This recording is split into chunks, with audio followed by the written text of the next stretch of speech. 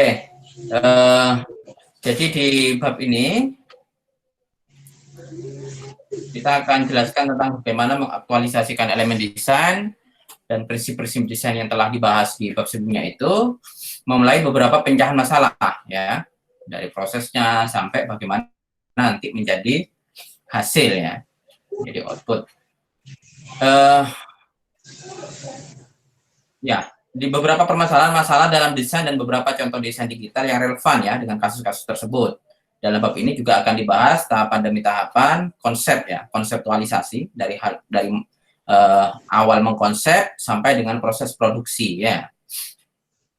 Oke, jadi tujuannya adalah Anda paham tentang bagaimana implementasi elemen desain dan prinsip-prinsip desain yang kita diskusikan kemarin, melalui beberapa contoh kasus yang relevan. Itu mungkin nanti kita harus perspektifnya adalah perspektif developer game ya, developer games atau animasi lah, enggak ya. Games atau animasi saya kira hampir sama konsepnya. Kemudian yang kedua adalah memberikan pemahaman dari konseptualisasi itu sampai dengan proses menjadi satu karya digital ya. Jadi kalau Anda mau membuat desain, misalkan berarti kan outputnya apa? Ya, kalau mau buat game 2D berarti kan sprite ya. Kalau mau buat 3D berarti ya objek 3D gitu ya, dan seterusnya. Nah, kalau dia seorang pemahat, maka produknya adalah ya patung itu gitu ya. Nah, kalau ini adalah karya digital. Kalau kalian kan fokusnya ke karya digital ya. Karya digital berarti kan visual digital, baik 3D ataupun 2D ya, dan semacamnya lah, tergantung outputnya nanti. Jadi di bab ini kita akan jelaskan elemen dan prinsip desain yang menunjukkan bagaimana menciptakan desain orisinil itu dengan beberapa aturan dasar ya. Dimulai dengan contoh-contoh desain sederhana menggunakan teknik dan perangkat dasar dalam mengkreasi satu karya digital. Masing-masing proyek ini akan dibangun dengan mengacu pada elemen dan prinsip desain yang kemarin kita diskusikan ya. Masih ingat nggak prinsip dan elemen desain? Masih ya? Masih. Oke, jadi sekilas mungkin kalau kita telaah sedikit, kalau elemen itu kan dia penyusunnya ya. Jadi ada garis, ada ya terserah, ada garis garis bengkok, garis lurus, garis diagonal dan sebagainya sesuai dengan karakternya yang kita diskusikan dulu ya. Ada apa lagi? Warna, ada tekstur, value dan seterusnya itu ya. Nah, kalau prinsip kemarin ya, prinsip ya ada apa? Gestalt, ada apa lagi kemarin itu? Balancing, ada ritme, ada repetisi ya, dan seterusnya itu. Ya. Dan itu pun macam-macam ya, dari bentuk, misalkan bentuknya dari bentuk yang abstraksi gitu ya. Abstraksi kemudian dilakukan repetisi dan seterusnya. Jadi itu antara elemen dan prinsip ya, jangan lupa ya. Elemen pun juga misalkan bentuk itu kan banyak ya kemarin ya. Ada bentuk yang realis, bentuk distorsi, bentuk stylish dan sebagainya ya. Nah, untuk membuat satu karya-karya itu kita akan diskusikan bagaimana prosesnya. Sebaiknya ya prosesnya yang profesional menurut bukunya Alan itu dari awal mendesain sampai dia menjadi satu produk digital ya. Ya, oke. Kemudian bagaimana menambah elemen desain itu yang baru, prinsipnya seperti apa, teknik digitalnya seperti apa, dan perangkat software apa saja yang bisa kita gunakan ya untuk mewujudkan satu output ya, output karya digital ya dari mengacu terhadap elemen dan prinsip desain yang telah kita pelajari sebelumnya ya. Nah, tahapan pertama untuk membuat satu karya digital katanya sih di bukunya itu pertama Anda harus riset dan mendefinisikan masalah gitu ya. Nah, pertama yang bisa dilakukan di sini adalah menanyakan berbagai hal yang mengumpulkan sebanyak mungkin informasi serta melakukan riset sebisa mungkin terkait proyek desain itu. Misalkan Anda misalkan kasus gamenya Anda mau membuat satu superhero yang saya katakan dulu. Superhero mau memunculkan tokoh superhero Indonesia baru dalam games misalkan ya. Yang meliputi misalkan karakternya dia seorang yang cerdas, kekar misalkan ya. Kemudian apa lagi yang khas Indonesia misalkan. Nah, itu harus ada banyak pertanyaan dulu itu dalam riset itu. Misalkan ya, dia mewakili karakter orang Indonesia tidak. Kemudian yang kedua adalah emosinya nyampe tidak, atau ketiga dari berbagai hal ya yang terkait dengan satu karakter itu. Atau misalkan kulitnya, menentukan warna kulit misalkan ya. Oh ternyata nanti kalian misalkan, oh ini warna kulitnya terlalu putih, ini nggak cocok untuk Indonesia misalkan ya, terlalu agak ke Korea misalkan, atau terlalu hitam kayak Afrika misalkan ya. Nah itu kan permasalahan-permasalahan hal itu harus didefinisikan dulu, harus muncul banyak pertanyaan saat riset itu ya, membuat karakter, membuat mungkin environmentnya misalkan ya.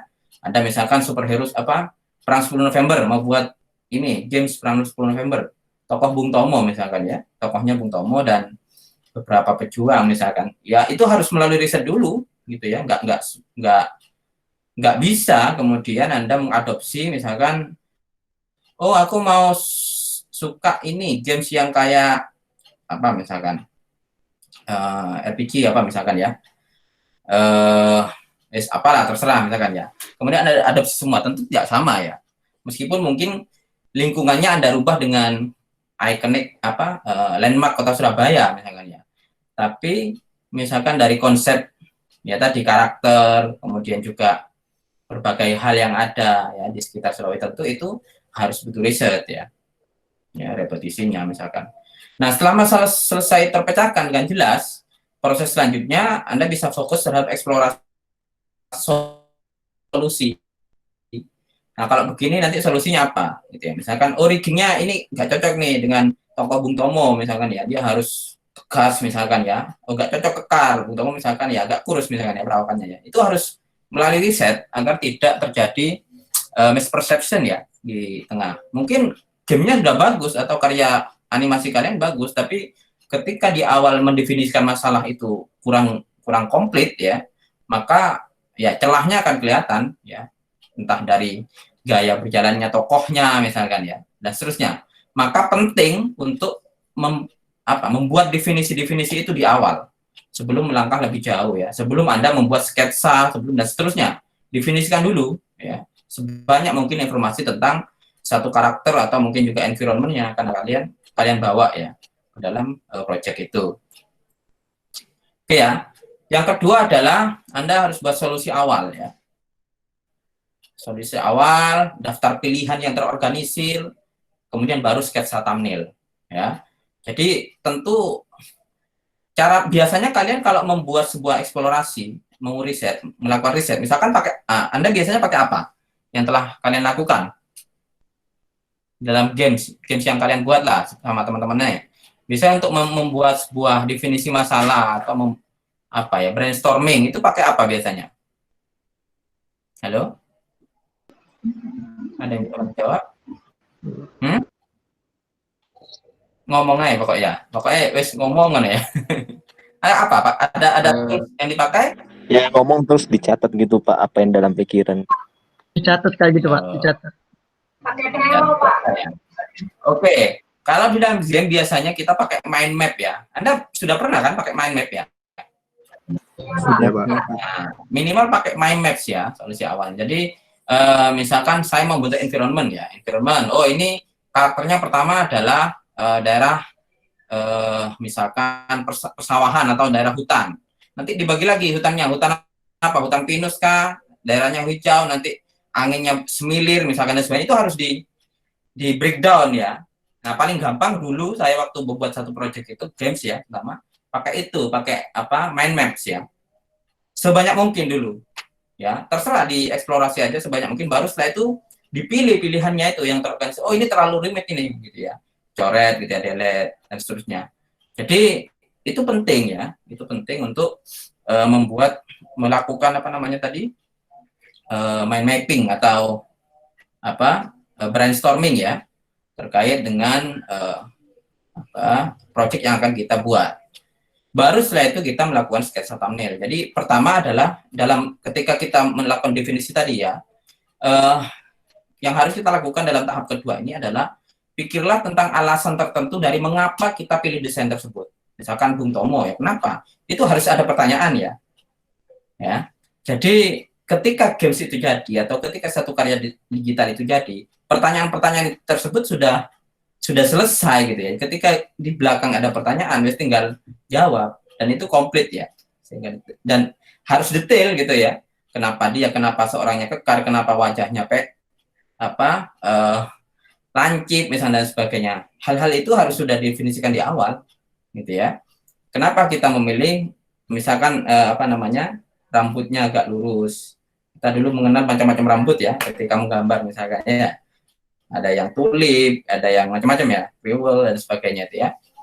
Nah, pastikan jika dalam poin-poin yang ketika Anda brainstorming itu, jika tidak ada alasan yang rasional dan hanya berdasarkan perasaan, maka sebaiknya itu dicoret, tidak dipilih ya. Itu dipastikan semua list yang sudah Anda lakukan brainstorming, ya ada jawabannya gitu ya. Nah, setelah dilakukan proses seleksi itu, dari beberapa alternatif yang terencana tadi, baru tuangkan deskripsi perencanaan tadi ke dalam satu sketsa ya, yang bisa kita proses dengan cepat ya. Kita dulu sudah belajar bagaimana membuat sketsa, membuat gerak cepat itu ya, atau gestur ya dan seterusnya ya. Dan itu bisa kita tuangkan dalam satu thumbnail. Ini contohnya misalkan ya. Misalkan ini dalam kasus yang lain di buku itu ya. Misalkan kita disuruh membuat sebuah logo atau brand satu perusahaan real estate misalkan ya. Konstruksi material, laboratorium, tes, konstruksi material. Apa yang Anda bayangkan dalam benak kalian pertama tentang sebuah laboratorium tes yang bentuknya adalah konstruksi material? Apa pertama yang terbesit pertama? Kaku, Pak. Hah? Kaku. Kaku ya, apalagi? Kokoh, Pak. Kokoh ya, kurvalinier ya, nyudut gitu ya. Jadi kalau kita ingat revolusi industri, berarti kan ini adalah revolusi industri pertama ya. Pertama ketika dari yang sesuatu yang belum sangat primitif menjadi sesuatu yang ini ya, serba konstruktif, serba ini revolusi industri pertama itu dekat dengan barang-barang ini, barang-barang konstruksi ya, mekanik dan sebagainya. Belum ada listrik tapi ya, mekanik. Jadi roda, kemudian gerigi dan seterusnya. Termasuk bangunan-bangunan itu, ya. Jadi sesuatu yang kaku, kemudian revolusi industri 1 misalkan ya. Kemudian apa lagi? Ya, dan sebagainya itu ya. Jadi misalkan saya memilih font yang meliku gitu ya, kayak fontnya undangan pernikahan misalkan, cocok tidak kira-kira ya? Tentu tidak cocok ya, tidak cocok. Maka di sini harus pertama yang kita pikirkan adalah kaku. Maka ya pasti kita macam-macam ya ngoretnya ya, ada. Itu contoh ya prosesnya buat logo itu real, ada yang realm nama perusahaannya ini realm ya, realm, ada yang dikasih bunderan dan sebagainya. Tentu itu eksplorasinya cukup lama ketika ini ya. Dan seterusnya kemudian dipadukan menjadi sebuah logo atau brand sebuah perusahaan yang sebelah kanan itu ya. Itu ada R sebagai inisial dari, ini contoh ya, dari sebuah perusahaan konstruksi material itu, kemudian di situ dibungkus oleh balok ya, yang menandakan bahwa itu ada satu konstruksi yang kokoh dan seterusnya tadi ya. Nah itu informasi-informasi itu sangat dibutuhkan ya ketika kita melakukan brainstorming ya. Dan dalam kondisi membuat thumbnail ini cukup dibuat dalam bentuk kecil saja dan tidak perlu dengan detail ya. Jadi oret-oretan itu baru setelah itu kita akumulasi ya. Nah, pembuatannya juga cukup dilakukan dengan pensil agar mudah dilakukan perubahan atau modifikasi ya saat proses eksplorasi ini, dan pendekatan ide-ide intuitif yang bersifat intuitif ya, hayalan dan sebagainya ya, yang sifatnya intuisi dalam memecahkan sebuah masalah yang kita pertanyakan di awal tadi, kita solusikan dalam sebuah gestur ataupun dalam sebuah icon thumbnail ini gitu ya. Tuh. Nah, thumbnail yang baik untuk sebuah karakter itu adalah kreasi yang mudah disampaikan, ya, yang mampu menyampaikan karakteristik dan gestur kepribadian alamiah karakter yang kita bentuk. Misalkan tadi saya cerita tentang Bung Tomo gitu ya. Anda membuat seorang karakter Bung Tomo dalam sebuah games apa tadi perjuangan 10 November misalkan ya. Apa yang Anda pikirkan tentang Bung Tomo misalkan? Atau siapa lah ya? Pak Karno misalkan. Gesturnya seperti apa? Apa? Yuk. Halo? Enggak, Pak. Hah? Tegak, Pak, tegak. Tegas. Apa? Tegak, tegas. Tegak. Oke. Selain tegas. Secara ini apa? Secara postur tubuh misalkan. Ada yang tahu? Tegap. Ada yang pernah ketemu? Belum, Pak. Belum ya? Iya. Ya itu ya. Jadi ya banyak hal mungkin ya yang harus Anda eksplorasi. Anda harus juga baca ya hal-hal itu. Jangan asal gitu ya. Oh, saya mau buat game tentang Jackie Chan. Anda harus tahu benar kepribadiannya. Atau misalkan yang Muhammad Ali misalkan yang baru yang almarhum ya.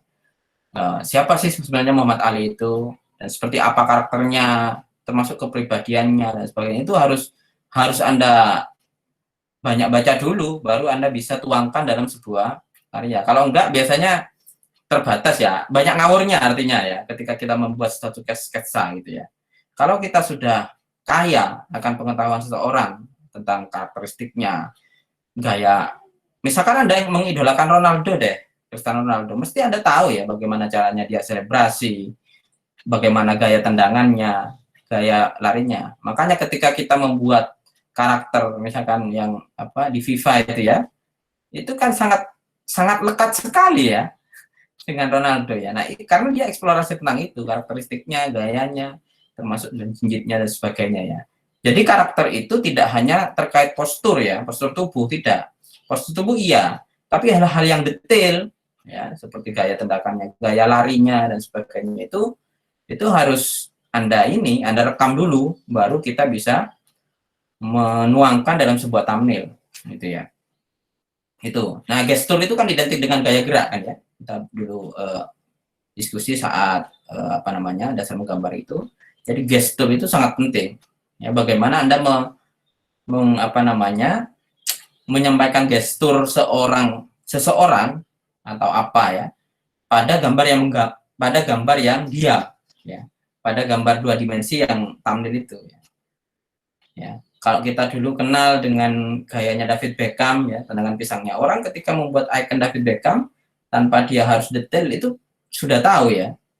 Sudah tahu. Nah, itu kira-kira apa yang menyebabkan orang paham tentang karakter itu, karakter seorang tokoh atau siapa yang akan Anda bangun misalnya. Nah, itu Anda harus riset itu. Riset di sana. Kalau enggak biasanya enggak akan detail nanti.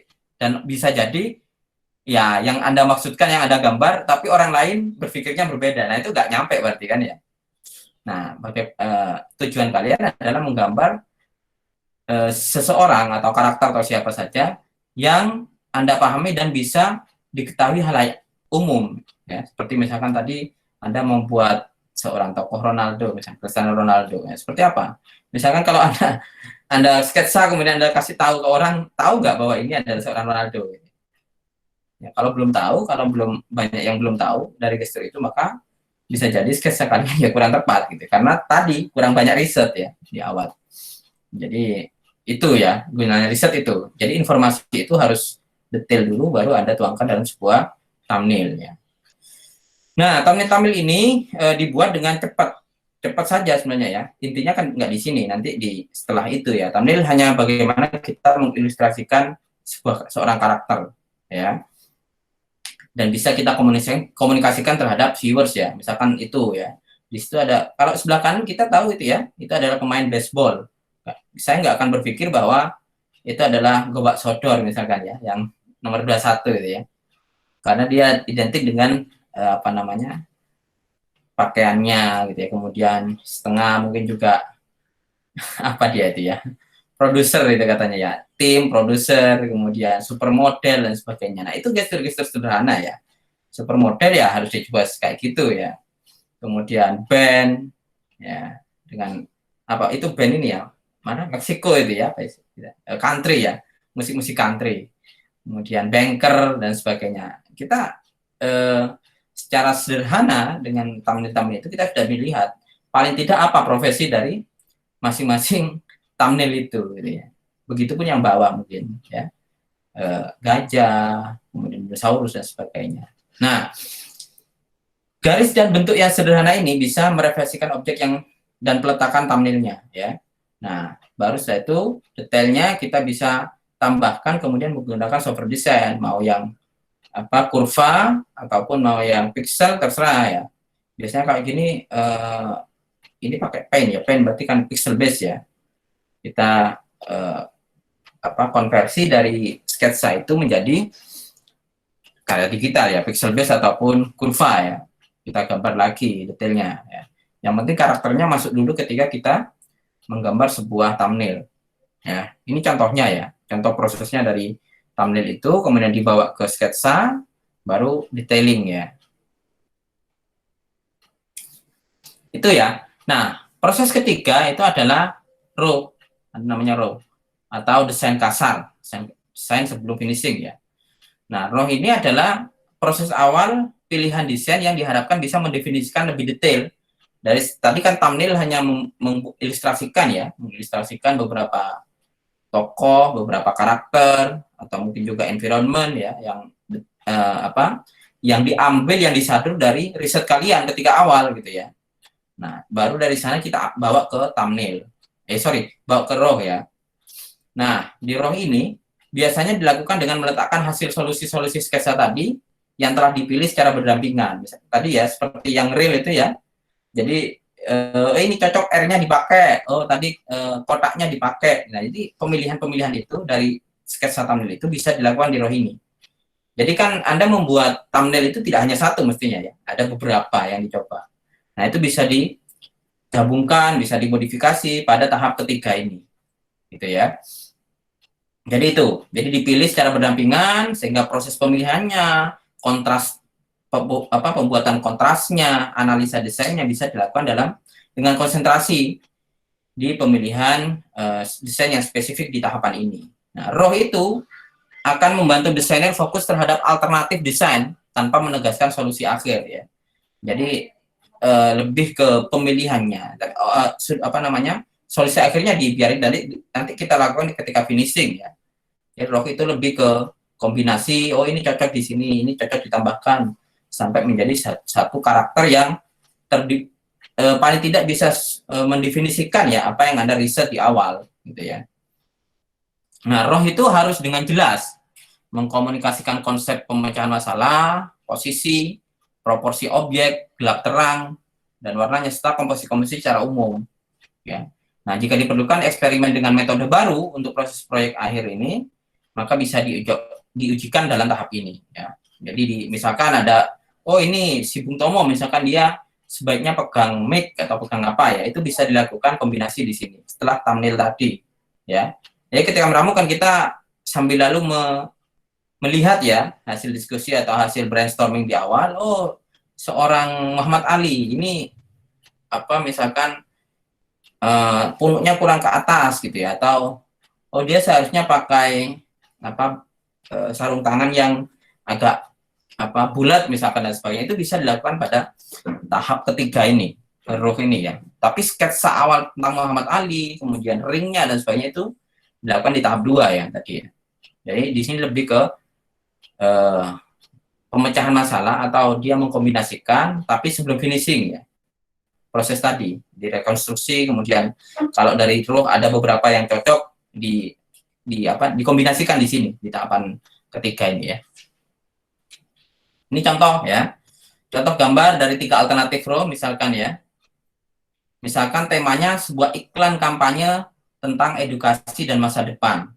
Kira-kira kalau saya sodorkan ya, saya bikinkan dong iklan atau sebuah karya desain yang temanya adalah edukasi dan masa depan. Apa yang Anda bayangkan pertama kira-kira? Ya, tentang masa depan dan edukasi. Apa? Target. Ya, oke. Cerah ya. Ya, masa depan cerah ya. Yang jelas masa depan. Penggunaan Hah? penggunaan warna silver, Pak. Silver. Kenapa kok silver? Ya, kalau yang sering saya lihat itu kalau silver itu selalu identik dengan masa depan, Pak. Oh gitu ya. Ya, Oh, di film-film juga. Pak silver dulu sih ini apa namanya milenium ya 2000. Tapi yang jelas secara umum kalau masa depan kita bayangkan masa depan itu kan identik dengan ini edukasi dan masa depan, bukan hanya masa depan tapi edukasi dan masa depan. Edukasi dulu kita bahas edukasi. Edukasi itu pertama yang sangat primitif adalah buku ya. Pengetahuan itu identik dengan buku. Iya enggak? Iya, Pak. Ya. Kedua adalah ilmu. Ilmu itu biasanya kata orang itu kan didapat dengan jalan yang terjal ya enggak? Berliku dan seterusnya ya. Ya enggak sih? Nah, Betul, Pak. makanya kemudian di sana itu yang gambar kiri atas itu diibaratkan sebagai puzzle ya untuk menuju satu tujuan yang jauh di sana itu jalannya berliku gitu ya. Bisa jadi di sana kepleset atau jatuh ya di tengah-tengahnya. Makanya tidak semua orang bisa menuju ke jalan yang jauh di situ, yang diibaratkan di situ sebagai sesuatu yang terang ya, yang ada gunung-gunungnya itu loh, ya.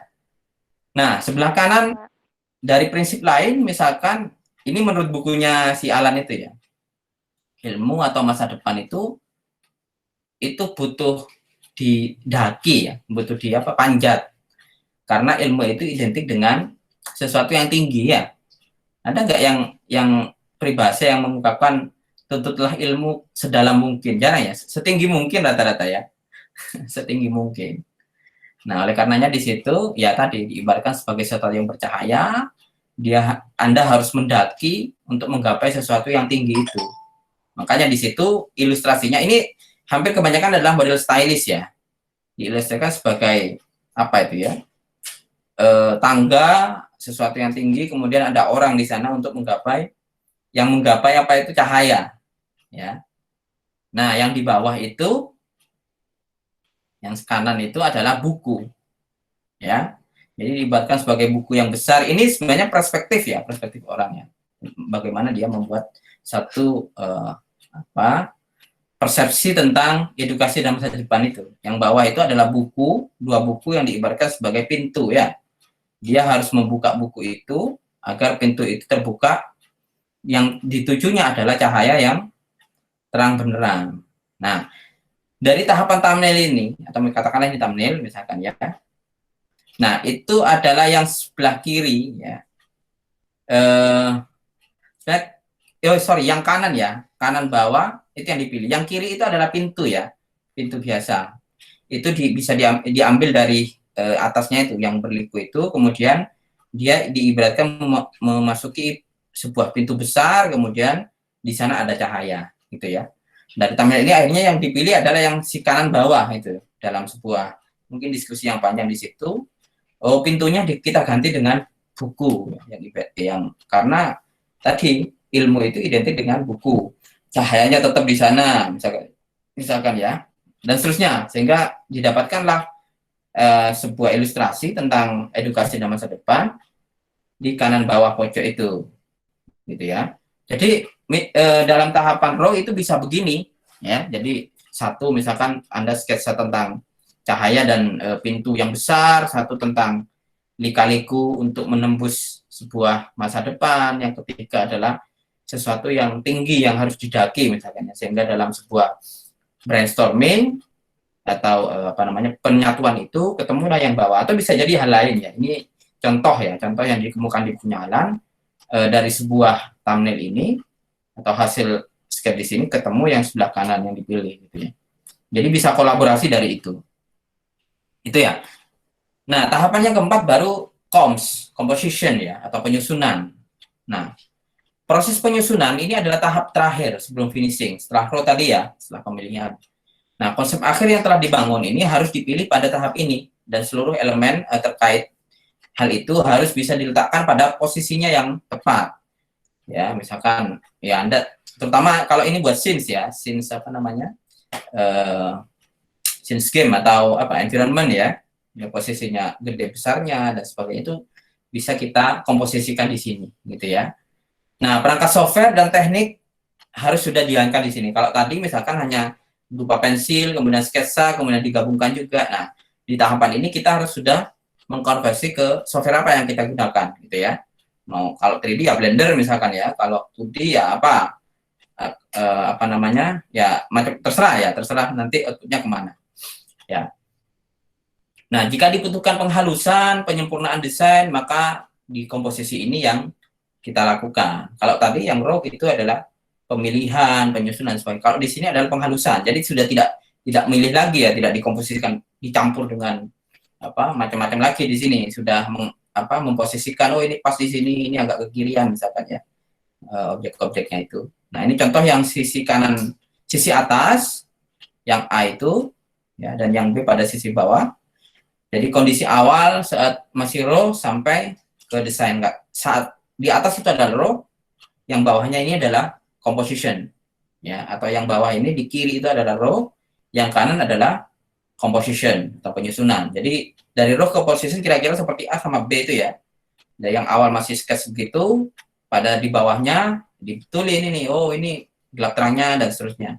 Dan biasanya tahapan ini sudah menggunakan software ya, software. Yang sebelah kiri kan bawah juga itu ya, dari yang mungkin dipadukan tadi saat raw, kemudian di tahap komposisi ini kemudian diberikan cahayanya, lightingnya dan sebagainya ya, sehingga seperti yang sebelah kanan itu. Nah, barulah tahapan akhir adalah finishing ya. Nah, finishing ini ya tergantung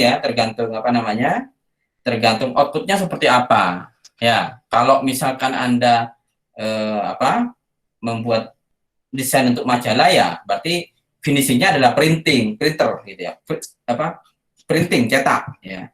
Kalau tahapan akhirnya adalah animasi, maka finishingnya adalah rendering gitu ya. Kalau tahapan akhirnya adalah games, ya games rendering, atau mungkin juga Anda ekspor menjadi bentuk FBX dan sebagainya yang sudah lengkap dengan animasinya misalkan ya. Jadi itu finishing ya. Jadi kalau majalah ada digital printing, kalau proses produksi mencetak misalkan ya. Ya, kalau dalam animasi atau game, tahapan finishingnya bisa berupa ya texturing dan rendering ya tentunya ya. Texturing sebenarnya juga bisa tadi ya. Di sini sudah proses animasinya, proses ya modeling environment-nya dan seterusnya ya. Suara itu juga mungkin dipadukan di finishing ini. Suaranya sudah ada. Kemudian gambar Anda sudah ada tadi ya. Kalau dalam game ya perpaduannya di sini. Suaranya dimasukkan, di embed misalkan ya ke animasinya dan seterusnya. Ya. Kemudian tahapan konseptual jika mengikuti prosedur mungkin memang membutuhkan waktu yang agak lama ya. Konsep ini dari 1 sampai 5 itu kan konseptual ya, mengkonsep ya. Memang prosesnya lama, dari riset misalnya sampai Anda membuat kombinasi sampai finishing ini mungkin memang benar-benar lama waktunya. Namun tahapan ini itu akan terstruktur ya. Dan ini sangat dibutuhkan agar permasalahan dalam desain itu benar-benar dapat dipahami ya. Dan ada studi yang melandasi, jadi tidak asal gitu ya. Jadi studi itu sangat penting ya. Nggak main geratak kayak gitu ya.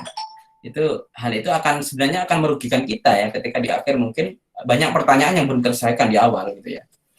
Ya, itu ya. Jadi benar-benar dipahami, studinya sudah matang, baru kita melakukan sebuah tahapan tadi sampai finishing.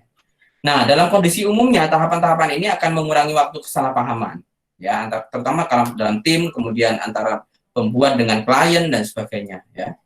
Kemudian juga tidak ada perubahan-perubahan dalam finalisasi desain. Kalau Anda mungkin sudah pernah meroyek dan sebagainya ya, membuatkan apa dan sebagainya, itu kan banyak ya. Terus sampai belakang minta lo kok ini seharusnya begini dan sebagainya. Nah itu karena apa ya, tadi definisinya tidak dieksplorasi di awal ya, definisi masalahnya. Ya itu ya. Jadi pentingnya konseptual, meskipun mungkin ada waktu yang dibutuhkan agak lama, tapi tadi ini akan mengurangi kesalahan dan perubahan-perubahan yang dalam satu finalisasi. Kalau sudah sampai final ini nggak boleh kemudian diotak-atik lagi, balik lagi gitu ya. Ya, jadi itu katanya bukunya Alan di situ ya. Jadi harus melalui proses-proses itu. Ya, nah proses dalam konsep desain digunakan dalam segala tipe. Misalkan 2 karakter di bawah ini, gitu ya. Ini contoh desain animasi digital yang menggunakan sketsa kasarnya di awal, kemudian composition-nya, atau seni awal kompositnya, kemudian baru pematungan, mocap, ya, atau patung tanah liat itu, dan dasar model digital yang untekstur ya, untuk menganalisis bentuk akhir, dan akhirnya tercipta satu desain yang seperti ini. Ya, dari yang sketsa, kemudian ini untuk seni pahat atau seni apa ya, seni membuat itu. Kalau kita ya karya digital ya. Nah, yang kanan itu 3D itu, yang sebelah kanan atas itu ya, dari yang awal sampai dia menjadi sebuah objek 3D ya. Nah, setelah konseptual baru kita melanjutkan ke tahap produksi ya. Nah, setelah matang tahapan dalam konseptual itu baru kita melaju di produksi ini. Nah, proses produksi akan diarahkan kepada desain digital menggunakan software komputer ya. Ya, jadi tentu ya hari ini untuk buat game ya, apalagi games ya, tentu ya tidak hanya game sebenarnya, karya digital itu ya. Jadi bisa jadi iklan kayak tadi dan seterusnya. Ya, OS yang berbeda misalkan seringkali menyarankan versi software tertentu. Ini juga harus dipikirkan ya. Misalkan Anda mau menggunakan membuat iklan ataupun membuat leaflet atau apa, ya. Anda mau mendesain pakai AI misalkan, kira-kira dia bisa nggak? Misalkan sebuah perusahaan itu dia hanya memakai software Linux misalkan, bisa nggak dia di sana? Kalau nggak bisa ya percuma, mungkin kalian di awal sudah ngoyo pakai sebuah software tertentu, ternyata nggak bisa dibuka. Nah, itu penting ya. Dulu saya pernah ke dulu waktu belum adanya Windows 10 ya, masih Windows 7 di Siemens. Saya waktu itu masih juga mahasiswa di zaman itu, berkunjung ke Erlangen, itu sebuah tempat produksi berbagai macam karya Siemens. Ternyata di sana itu masih menggunakan Windows XP ya waktu itu ya. Padahal itu sudah ada Windows 7 sekitar tahun 2011-an gitu ya. Nah, kalau orang menggunakan software terbaru misalkan ya, misalkan Siemens itu menyuruh kalian membuat sebuah produk apalah ya, kita desain pakai Windows 7, ternyata nggak bisa diinstal atau nggak cocok untuk Windows XP, itu kan percuma kita ya, percuma. Nah, maka tadi, jadi klien ataupun target kita itu harus bisa terjamah oleh OS yang kita gunakan, gitu ya. Kalau memang satu software itu mengisyaratkan software tertentu ya, atau OS tertentu ya. Nah, ya jadi di bawah itu usahakan software yang kita gunakan itu bisa dijalankan paling tidak di 2 sistem operasi ya, Windows sama Mac OS ya. Karena kebanyakan perusahaan desain itu menggunakan softwarenya jalan di 2 OS itu, gitu ya. Dapat misalkan ada buatnya pakai Windows misalkan ya, Paint atau apa ya, yang belum diekspor ya, yang misalkan misalkan yang Windows yang nggak bisa jalan di Mac ya, ada beberapa misalkan ya. Nah, itu harus difikirkan di situ, kliennya siapa, kemudian atau targetnya siapa kalau Anda mau jualan misalkan ya, itu penting. Yang kedua adalah software aplikasi untuk desain grafis. Jadi ada 2 kategori yang seperti saya katakan tadi. Apakah kita setelah proses thumbnail dan sebagainya itu kemudian mengkonversi menggunakan satu aplikasi yang berbasis bitmap atau objek, berorientasi pada objek ya. Nah, program untuk Paint atau aplikasi yang berbasis bitmap seperti Adobe Photoshop, Paint atau apa lagi ya, dan lain-lain itu ya, yang open source itu yang gambar kuas itu ya, itulah ya, yang berbasis bitmap semuanya itu, atau Anda mau menggunakan software yang berorientasi objek atau vektor ya, Illustrator, Corel Draw sebagainya, itu harus ditentukan dulu ya. Untung ruginya mungkin kita beberapa sudah paham ya, tentang bagaimana keuntungan dari sebuah software bitmap, kemudian keuntungan dari Corel software vektor ya. Nah, untuk gambar bitmap standar industri itu seringkali pakai Adobe Photoshop ya, yang bitmap. Tapi untuk yang vektor standar industri katanya di situ ya, itu sering menggunakan AI. Makanya di bukunya Alan itu hampir semua studi kasusnya itu pakai AI ya. Ya. Apa keuntungannya pakai pixel ya tadi ya? Ya dia bisa di resize sebesar apapun dan tidak pecah dan sebagainya itu ya. Kemudian kalau ada Photoshop atau bitmap ya kita foto lebih cocok ya ke sana ya. Kemudian dia bisa multi color ya, karena dia kan disusun oleh titik-titik itu. Kalau Illustrator atau vektor, Corel dan sebagainya itu ya kalau kita jelimet warnanya susah ya, susah. Nah, makanya itu tergantung bagaimana Anda membuat objeknya tadi. Nah, ini dijelaskan lebih lanjut ya, untung rugi menggunakan bitmap misalkan. Pertama, yaitu ya, semakin banyak pixel satu gambar, memang dia akan semakin besar pula kualitasnya. Ya, ini yang kita sebut dengan resolusi ya.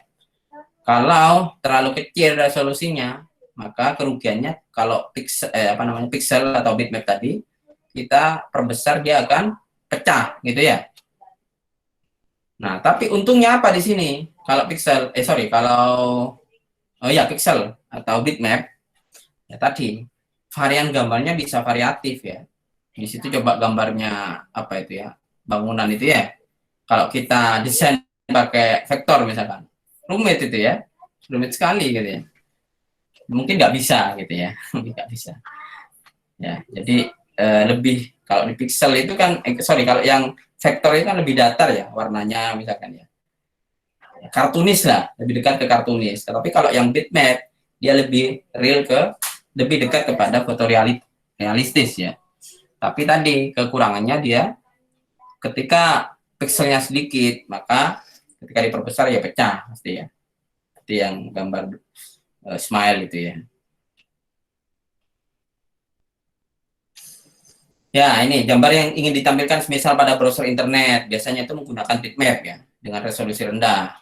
Karena dia hanya mau dilihat di layar komputer, jadi tidak butuh gitu ya. Tapi pada majalah, koran yang mau dicetak, maka kualitas pixel dari gambar itu sangat dibutuhkan ya. Beberapa majalah atau media publikasi lain itu paling tidak menggunakan 2400 pixel per inci ya, katanya di sini ya, atau kurang lebih 5,8 juta pixel per kotak 1 inci. Nah, ini misalkan ya, ini beberapa hal yang dibutuhkan, disyaratkan oleh sebuah klien kita. Nah, gambar bitmap itu bisa dibuat langsung dengan program Paint menggunakan software gambar, atau bisa juga dengan scan foto, lukisan, dan lain-lain. Kemudian gambar bitmap itu juga dapat diambil langsung dari kamera digital, webcam, dan sebagainya. Itu enaknya ya. Nah, file digital gambar ini dapat disimpan menggunakan beberapa format ya. Misalnya TIFF yang sangat yang banyak digunakan untuk cetak majalah dan sebagainya. Ya, tipe file tersebut ini TIFF ya, yang disarankan itu sangat cocok untuk produksi printing ya, dan toleransinya terhadap kedalaman gambar juga sangat besar. Yang kedua adalah program berorientasi objek atau menggambar menggunakan vektor. Nah, gambar berbasis vektor ini didefinisikan oleh persamaan matematis ya. Keuntungannya pertama adalah selain dia tidak pecah ketika diperbesar, yang kedua adalah dia lebih kecil ukurannya ya. Kalau sama-sama gede ya. Misalkan file JPEG atau file TIFF tadi menggambar berapa pixel gitu ya, berapa kali berapa ya, inci lah ya. Maka yang gambar berbasis vektor ini jauh lebih kecil karena dia hanya memori itu hanya menghitung persamaan matematis saja ya. Misalkan lingkaran ya, dia hanya menghitung titik-titiknya di mana sudutnya, kemudian dia kurvanya kemana, ada kurva Beziernya, misalkan titik jungkit-jungkitnya di situ ya. Maka ya memorinya hanya itu. Nah, gambar ini cocoknya untuk apa ya tadi? Cocok untuk pewarnaan yang tidak kompleks Ya, kalau kayak foto ya susah di vektor ya. Misalkan seperti yang gambar kartunis yang seperti yang Bapak bawah itu ya. Ya, kemudian warna-warna yang mungkin gradasinya tidak terlalu banyak juga ya. Jadi ini cocok untuk kita bisa menggunakan gambar vektor untuk mengkonversi hasil sketsa kita tadi, gitu ya. Jadi semakin lurus, semakin low poly, maka kapasitas file akan semakin kecil ya. Contoh yang gambar bawah ini, yang dibangun hanya 64 titik itu ya. Yang kanan misalkan hanya 4 titik dan seterusnya. Ya. Jadi itu kurang lebih kelebihan dan kekurangan antara vektor dan bitmap atau pixel ya. Nah, gambar vektor normalnya punya ukuran kapasitas yang kecil karena gambar tersebut dibentuk dari data matematis yang berkenaan dengan peletakan titik-titiknya tadi itu. Nah, file vektor ini berukuran independen ya, dan bisa diperbesar dengan ukuran berapapun tanpa ada gradasi gambar ya. Jadi bebas ya, independen, tidak terikat. Ya. Ini adalah proyek kita ya, tugas mandiri. Jadi di buku itu kan ada di bagian akhir ya. Kita coba di bab konten dan visual. Coba lakukan tahapan itu dan tulis kesimpulan dari ada yang Anda rangkum dari summary ya. Jadi yang saya tunjukkan dulu.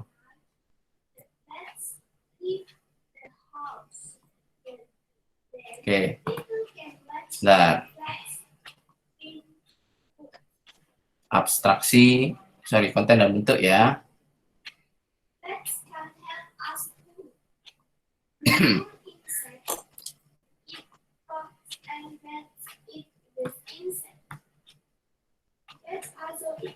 Harus saya sharing dulu.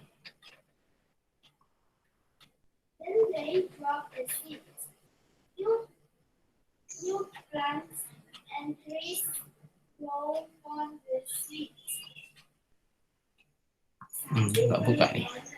Oh, ini.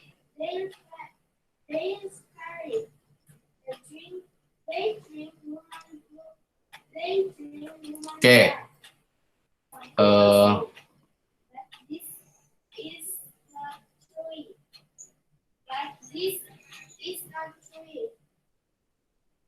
Ya, ini yang ada di bukunya Alan itu ya, yang perlu Anda coba.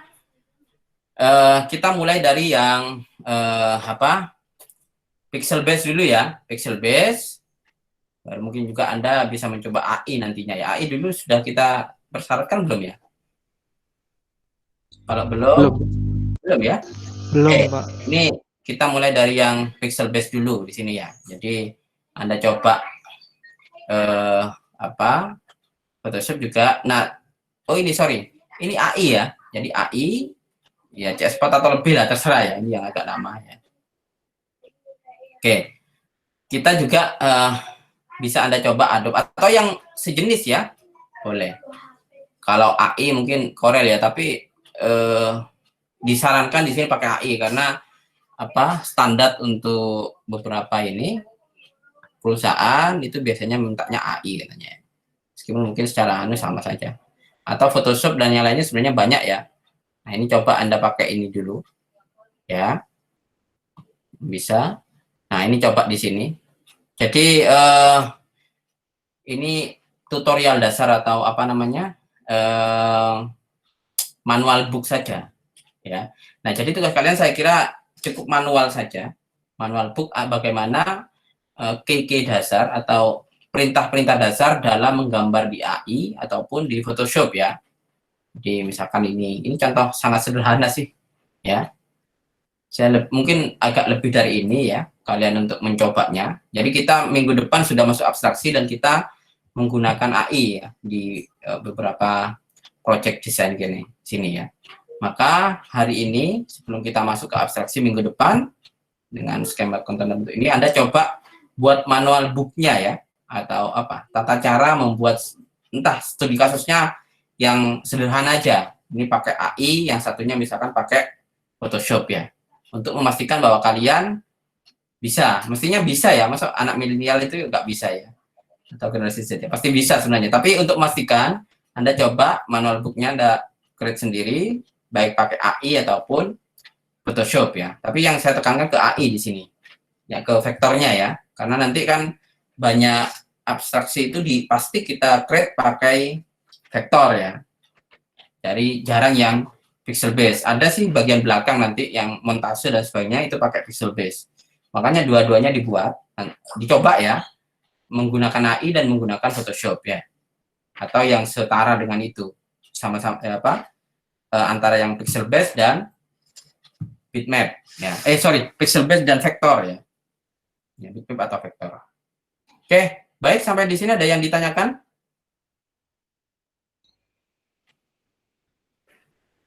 Bisa dipahami ya? Ya. Buku manualnya tidak harus selengkap.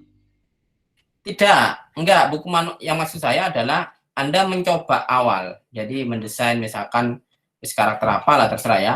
Satu pakai bitmap, satunya pakai pixel, gitu ya.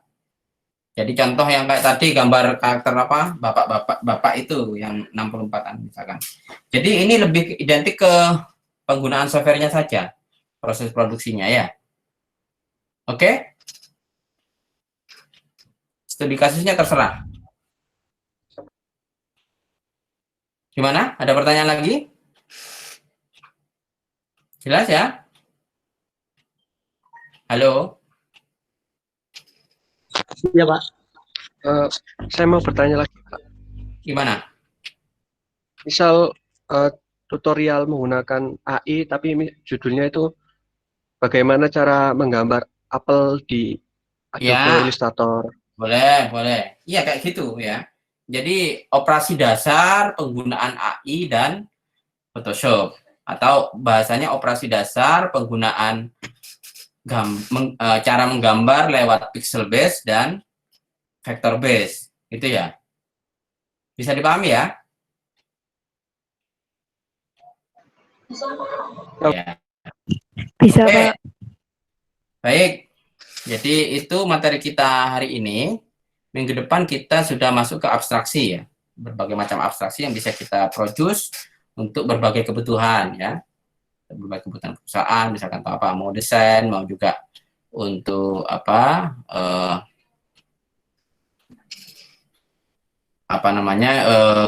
aset misalkan ya, dan seterusnya bisa kita create dari beberapa unsur itu ya. Oke, ada pertanyaan lagi? Cukup? Insya Allah cukup, Pak. Oke. Ya, gimana, Robi? Ada tanya? Mau tanya? Enggak? Cukup, Pak.